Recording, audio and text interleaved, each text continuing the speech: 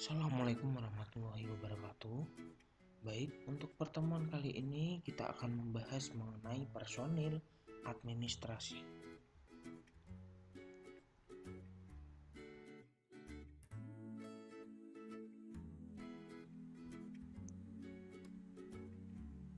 Pengertian personil administrasi menurut Kamus Besar Bahasa Indonesia atau KBBI, pengertian personil adalah pegawai, anak buah, atau awak. Nah, tentunya kalian sering mendengar orang mengatakan personil kantor sebagai karyawan, pegawai negeri, pegawai swasta, karyawan tetap, ataupun karyawan honorer.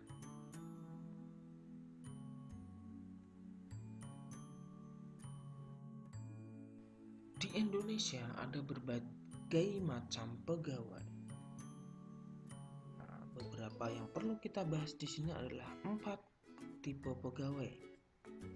Dari yang pertama adalah pegawai negeri, yang kedua adalah pegawai swasta, yang ketiga adalah pegawai tetap, dan yang keempat adalah pegawai honorer. Yang pertama adalah pegawai negeri. Pegawai negeri adalah pegawai yang bekerja pada instansi pemerintah dan digaji oleh pemerintah. Nah, contohnya seperti guru di sekolah negeri yang statusnya adalah pegawai negeri sipil atau PNS. Nah, untuk menjadi seorang pegawai negeri ada beberapa jalur yang bisa ditempuh, dan jalur yang pada umumnya adalah jalur tes CPNS, di mana setiap warga negara Indonesia mempunyai kesempatan yang sama untuk menjadi seorang pegawai negeri. Itu yang pertama adalah pegawai negeri. Yang kedua adalah pegawai swasta, yaitu pegawai yang bekerja pada perusahaan swasta di luar dari instansi pemerintah, dan gajinya pun dibayar oleh perusahaan swasta. Contohnya kalau misalkan di Jepara, di perusahaan garment, nah, pegawainya ini dibayar oleh perusahaan tanpa dibayar oleh instansi pemerintah. Yang ketiga ada pegawai tetap, yaitu pegawai yang sudah diangkat resmi memiliki status pegawai dengan gaji dan tunjangan tetap, baik bekerja di instansi pemerintah maupun swasta. Nah, dalam hal ini pegawai tetap sudah menerima kontrak, di mana kontrak itu sudah ada jangka waktu yang ditentukan. Nah, dalam kurun waktu itu gaji dari yang diterima pegawai tetap akan teratur selalu dibayarkan dengan jumlah yang sama. Yang keempat ada pegawai honorer, yaitu pegawai tidak tetap dan belum memiliki status gaji dan tunjangan yang tetap, baik bekerja di instansi pemerintah maupun swasta. Jadi dalam hal ini pegawai tetap gajinya yang diperoleh adalah berdasarkan syarat yang diberikan oleh perusahaan. Kalau misalkan paling gampangnya dari seorang guru. Nah, dari seorang guru yang honorer atau tidak tetap, nah kalian bisa bayangkan gajinya adalah berdasarkan jumlah jam dia mengajar. Semakin sedikit jam mengajarnya pada suatu sekolah atau kelas, otomatis gajinya pun akan ikut sama, turun. Nah, berbeda dengan pegawai tetap, di mana jamnya mau banyak atau sedikit, gajinya tetap sama. Nah, itulah yang membedakan antara pegawai tetap dan pegawai honorer. Dari beberapa pengertian pegawai yang sudah kita bahas ini, dapat dikatakan bahwa personel administrasi adalah orang-orang atau karyawan atau pegawai yang menjalankan atau melayani pekerjaan-pekerjaan dalam suatu organisasi atau kantor pemerintahan atau swasta untuk mencapai suatu tujuan tertentu dengan mendapat imbalan jasa berupa gaji dan tunjangan. personel administrasi yang baik dan cakap dalam suatu kantor adalah kunci sukses untuk mencapai keberhasilan dari suatu perusahaan atau organisasi. Nah, personel administrasi merupakan aparat organisasi dan alat atau sumber daya untuk mencapai tujuan organisasi. Karena personel administrasi mengelola informasi-informasi yang diperlukan bagi berjalannya kegiatan organisasi. Dengan demikian, sebaiknya seorang personel administrasi atau karyawan kantor harus memiliki kepribadian dan kemampuan kerja di bidang keahliannya. Jadi dalam urusan kepegawaian ini juga diperlukan keahlian-keahlian khusus agar dapat memperlancar suatu tujuan dari organisasi atau perusahaan.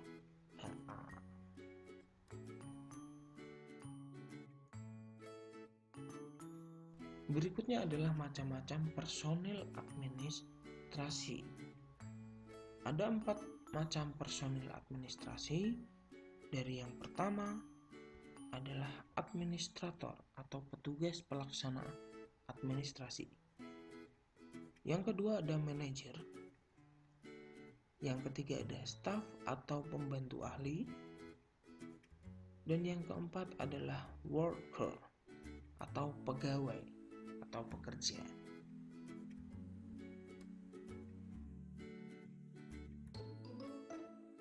Yang pertama adalah administrator atau petugas pelaksana administrasi.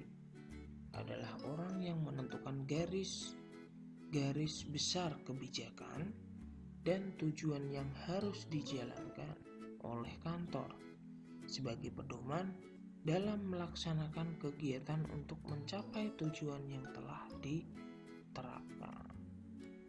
Nah, tugas administrator antara lain memilih pos, surat, piket kiriman atau pemesanan, menjawab dan menerima telepon, melakukan pengetikan terkait dokumen, surat menyurat, offline maupun online, memesan persediaan alat tulis kantor, menyapa dan melayani klien yang datang, membuat agenda kantor, lalu mengisi data entry perusahaan, dan mengelola buku harian.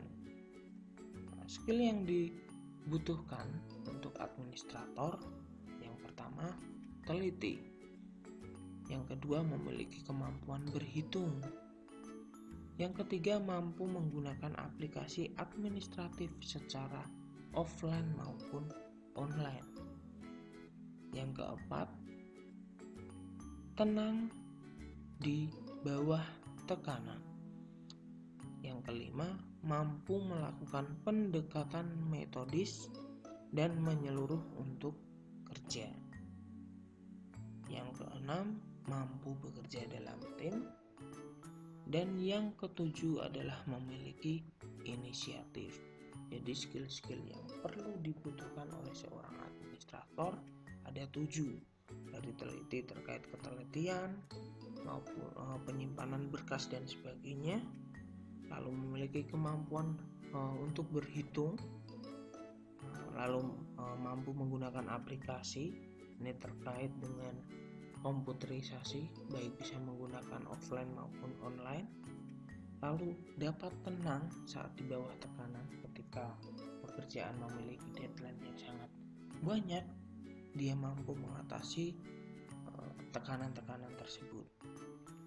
Lalu mampu melakukan pendekatan secara metodis, artinya di sini ada pendekatan-pendekatan khusus yang harus dilakukan ketika terjadi situasi A dan situasi B. Nah, gunanya agar kerja dapat teratasi dengan baik ketika terjadi suatu masalah. Lalu mampu bekerja dalam tim. Nah, dalam hal ini seorang administrator harus mampu bersosial dengan pegawai lainnya. Gunanya untuk apa? Untuk memperlancar dari pekerjaannya untuk mencapai tujuan perusahaan. Yang terakhir adalah memiliki inisiatif. Jadi yang namanya bekerja itu kita harus melakukan suatu kegiatan-kegiatan yang produktif. Dalam hal ini inisiatif kita harus tanya mengenai A dan B, bagaimana cara penggunaannya, dan yang lainnya, tidak menunggu untuk disuruh oleh manajer atau pemimpin-pemimpin lainnya.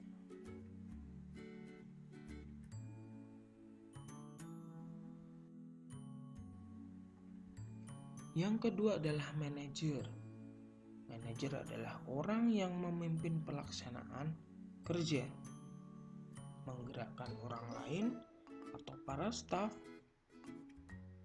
mengelola dan mendayagunakan uang, peralatan, sarana dan prasarana kantor untuk mencapai tujuan yang telah ditetapkan. Jadi tugas manajer di sini akan semakin banyak dan tanggung jawabnya penuh terhadap tujuan yang akan dicapai oleh suatu perusahaan. Yang ketiga ada staf atau pembantu ahli. Staf atau pembantu ahli adalah para tenaga ahli yang karena kecakapan dalam kemampuan bidangnya bertugas membantu administrator dan manajer dalam melaksanaan pekerjaan-pekerjaan kantor. Jadi dalam hal ini seorang manajer memiliki staf atau pembantu ahli, sama administrator pun juga memiliki staf atau pembantu ahli yang dapat bertugas membantu ketika terjadi pekerjaan-pekerjaan kantor yang ada, karena memiliki sifat atau keahlian dalam kecakapan sesuai dengan bidangnya. Yang keempat ada worker atau pegawai atau pekerja. Di sini adalah para karyawan yang langsung digerakkan oleh manajer dalam melaksanakan pekerjaan-pekerjaan kantor sehari-hari. Dimana kalau misalkan dalam suatu perusahaan ya, seorang manajer itu menggerakkan bagian pegawai. Nah, pegawai ini adalah yang langsung bertindak di lapangannya. Kalau misalkan untuk unit produksi, ya pegawainya adalah orang yang melaksanakan produksi di dalam suatu perusahaan. Nah, itu adalah macam-macam personil administrasi yang perlu kalian ketahui.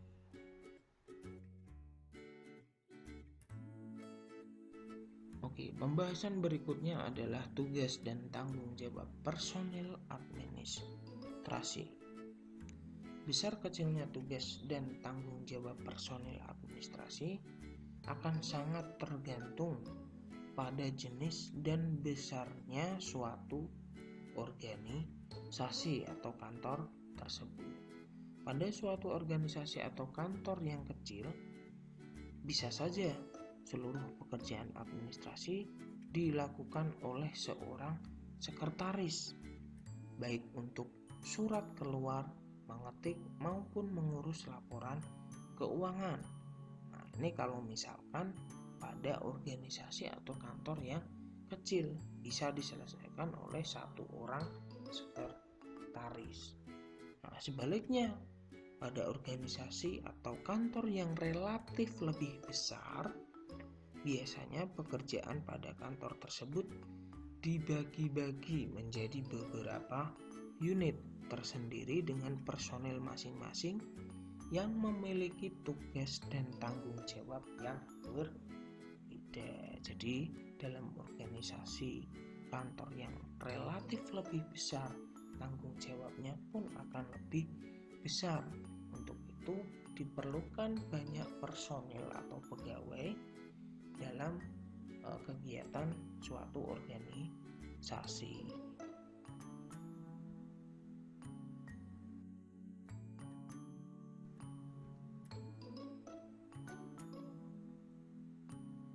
Secara umum ada beberapa tugas dan tanggung jawab personil administrasi. Di antaranya di sini ada tugas dan tanggung jawab kepala kantor atau pemimpinnya, atau direktur kantornya. Ada tugas dan tanggung jawab yang kedua adalah tugas dan tanggung jawab administrator atau bagian tata usahanya. Lalu yang ketiga ada bagian keuangan. Yang keempat ada bagian sekretaris.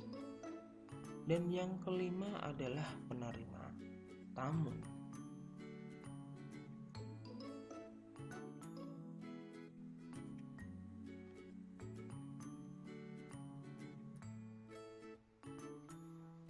Oke, kepala kantor atau pimpinan kantor atau direktur kantor di sini memiliki tugas memantau dan bertanggung jawab terhadap kelancaran aktivitas kantor secara keseluruhan, mengatur pembagian tugas pekerjaan personil, mengatur mekanisme kerja dan perlengkapan kerja kantor sesuai kebutuhan. Jadi tugas dan tanggung jawabnya di sini yang paling besar diemban atau harus dilaksanakan oleh kepala kantor, di mana dia bertugas terkait kelancaran aktivitas kantor secara keseluruhan, di mana dia harus sudah mengatur pembagian tugas setiap personel atau pegawainya. Dia juga harus mengatur mekanisme kerja dan perlengkapan kerja kantor sesuai kebutuhan. Jadi sudah harus ditentukan dari awal agar suatu tujuan dari perusahaan atau organisasi dapat berjalan secara baik dan lancar. Yang kedua ada administrator atau bagian administrasi atau tata usaha. Nah, di sini memiliki tugas mengelola urusan rumah tangga kantor dan bertanggung jawab mencatat dan menyimpan semua warkat atau pesan atau surat keluar dan surat masuk serta urusan kearsipan dan kepegawaian pada umumnya. Jadi tugas secara umum dan tanggung jawab seorang administrator tata usaha menyimpan berkas-berkas yang penting, entah itu berkas rapat, berkas pengajuan dana dan sebagainya, yang harus diarsipkan, tidak boleh hilang. Jadi ini tadi seperti yang sudah dibahas di awal, harus memiliki sifat ketelitian yang tinggi.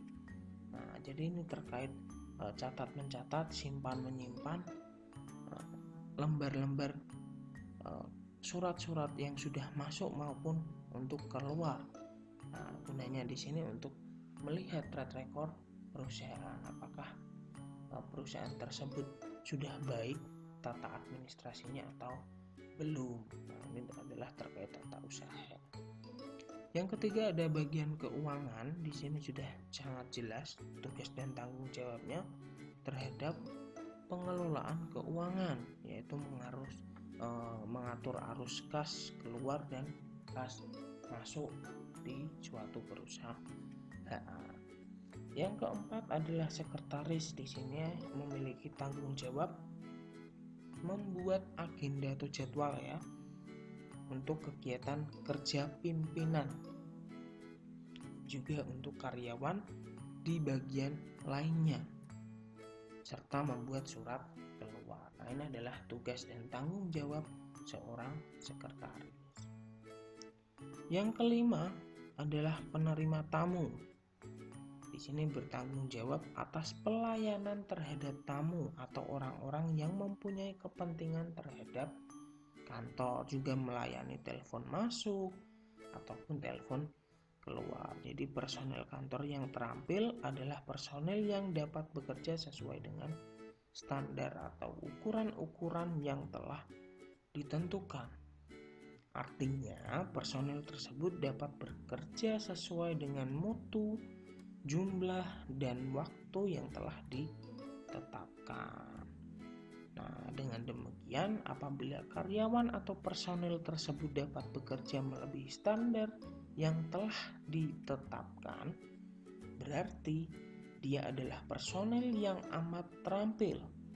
Sebaliknya, apabila personel tersebut bekerja tidak memenuhi standar yang telah ditetapkan, berarti dia adalah personel yang kurang terampil atau belum terampil. Nah, jadi tugas tanggung jawabnya sudah jelas dari kelima bagian, dari kepala kantor, administrator, bagian keuangan, sekretaris maupun penerima tamu harus mempunyai keterampilan sesuai dengan keahlian pekerjaan yang ditempati. Jangan sampai bagian sekretaris atau bagian keuangan, misalkan yang paling gampang, bagian keuangan tidak paham mengenai laporan keuangan, khususnya jurusan akuntansi ya.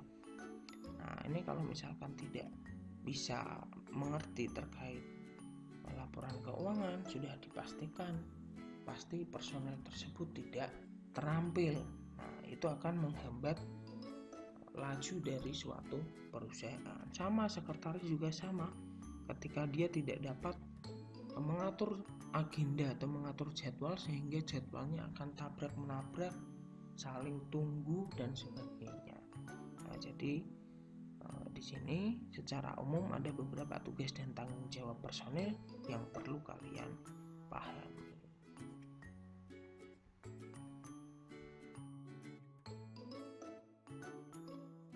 Selanjutnya adalah perangkat kerja personil administrasi. Sekarang ini banyak sekali jenis perangkat atau alat peralatan pendukung kerja bagi personil administrasi, agar para personil administrasi dapat bertugas dengan baik sesuai kebutuhan dan keahliannya. Para pemimpin kantor harus memberikan fasilitas yang memadai sehingga kinerja mereka baik dan dapat dipertanggungjawabkan.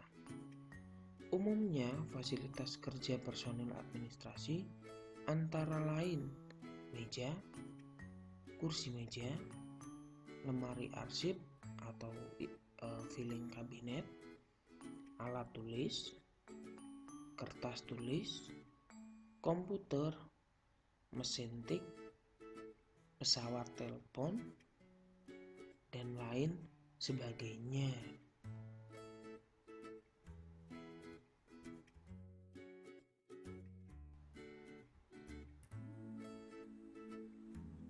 Komputer merupakan mesin elektronik yang mampu menyimpan dan mengolah data.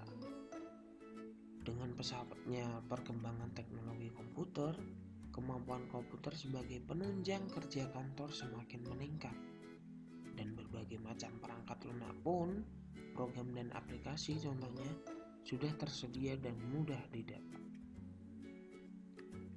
Sebelumnya proses memasukkan data harus dilakukan secara manual oleh lebih dari satu orang dengan menghabiskan banyak biaya, tenaga, dan pikiran. Bayangkan ketika di era modern ini masih melakukan pencatatan dengan secara manual. Apa yang terjadi? Setiap perusahaan membutuhkan banyak tenaga, membutuhkan banyak biaya, dan memerlukan banyak pikiran. Hal ini dirasa tidak efektif, sehingga pemberlakuan alat seperti komputer sangat bermanfaat kepada setiap perusahaan.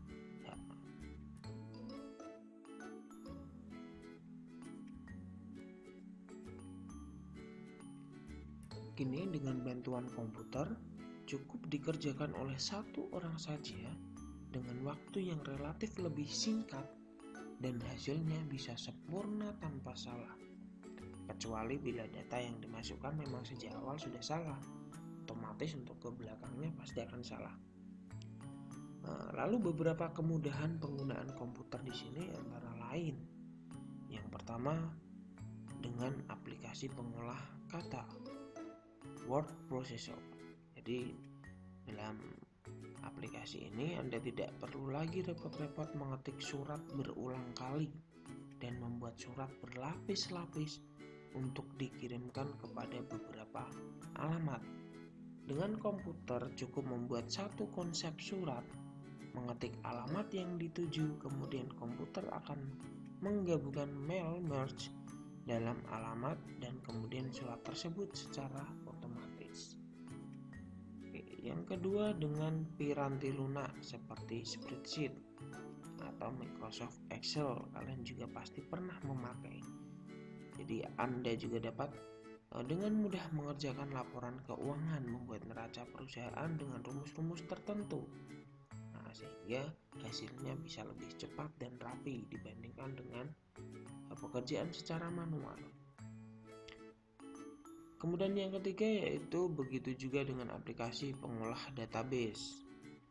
Anda dapat mencatat dan mengarsipkan data serta mencari data tanpa membolak-balikkan bahan ajar, agenda, atau kartu kendali, sehingga database kalian atau file-file yang sudah kalian simpan harus sudah tertata dengan rapi di dalam suatu komputer.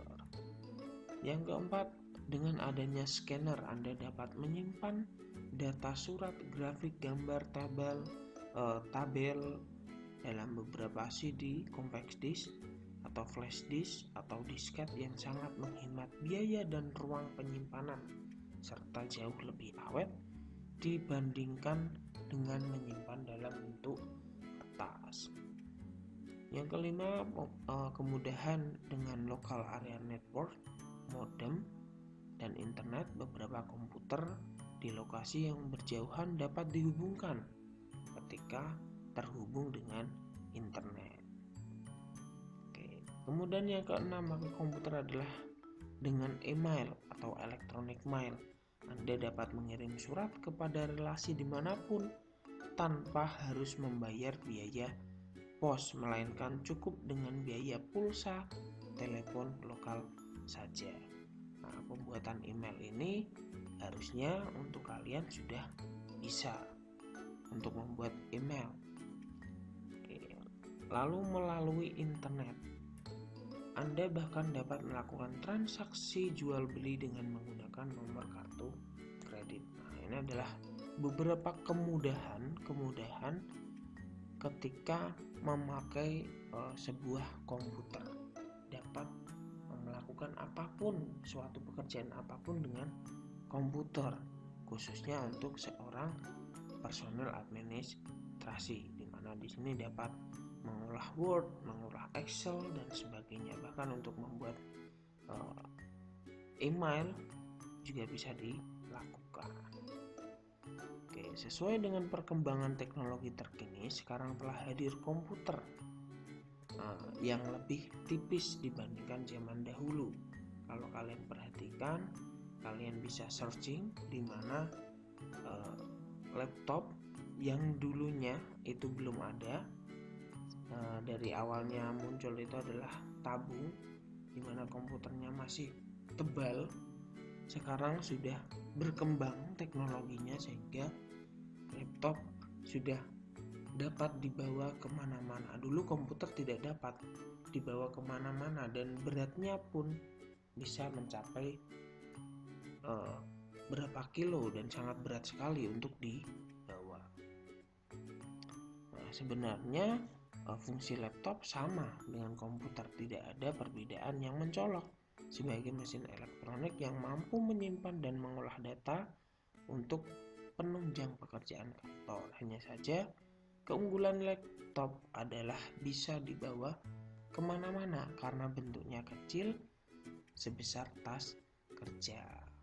Nah, ini adalah suatu bentuk perkembangan teknologi terkini. Oke, tugas untuk pertemuan kali ini yang pertama di sini, langkah pertama membuat catatan produk di dalam toko. Tokonya itu bebas. Kalian bisa menentukan tokonya sendiri. Yang terpenting adalah di dekat rumah kalian, disusun secara rapi ke dalam Microsoft Word. Tokonya contohnya misalkan toko sembako. Di dalamnya itu terdapat apa saja yang dijual. Nah, kalian catat dalam Microsoft Word. Kalian susun secara rapi. Karena ini keterkaitan dengan administrasi, jadi diharapkan penyusunannya harus rapi. Yang kedua, langkah kedua membuat contoh laporan keuangan menggunakan Microsoft Excel. Jadi kalian bisa searching laporan keuangan itu seperti apa, bagaimana cara menulisnya di dalam Microsoft Excel. Nah, minimal kerapiannya harus bagus dalam Microsoft Excel. Selanjutnya, kalau misalkan sudah membuat Word dan Excel-nya sudah, kalian membuat email. Nah, nama emailnya harus ada kata-kata admin, administrasi umum ya, atau admin, hanya admin. Contohnya viva13admin@gmail.com. Nah, kalian bisa coba membuat email baru dengan mencantumkan kata admin di dalamnya. Oke, itu kalian bisa memakai nomor yang sudah diberikan perdana, itu bisa dipakai kalau misalkan dibutuhkan untuk membuat email. Kalau tidak, pakai nomor yang sudah ada atau yang belum pernah dipakai juga boleh, bebas ya. Kalau misalkan tidak pakai nomor juga boleh kalau misalkan bisa. Lalu yang berikutnya, masukkan tugas Microsoft Word yang sudah dibuat tadi dan Microsoft Excel ke dalam drive email yang sudah dibuat. Jadi kalian harus login dulu ke email kalian yang ada kata adminnya. Nah, di dalamnya kalian bisa mengupload tugas Microsoft Word dan Excel-nya di dalam drive emailnya. Nah, caranya mudah. Ketika kalian sudah masuk ke dalam Gmail misalkan, kalian langsung masuk ke aplikasi Google. Nah, aplikasi Google-nya itu ada di sebelah kanan atas, di sebelah akun Google. Nah, ada aplikasi Google. Di situ kalian bisa masuk ke Drive. Nah, di Drive situ kalian bisa memasukkan tugas yang sudah kalian buat. Nah, kalau sudah, waktunya untuk pembuatan 1 minggu bisa kalian gunakan untuk membuat tugas yang pertama dan kedua ya, Word dan Excel-nya. Lalu pengiriman tugas pada Google Classroom. Oke, nanti dalam Classroom ada keterangan khusus, kalian bisa baca di dalam Classroom-nya nanti. Oke, cukup sekian pertemuan hari ini, semoga bermanfaat. Bapak akhiri, wassalamualaikum warahmatullahi wabarakatuh.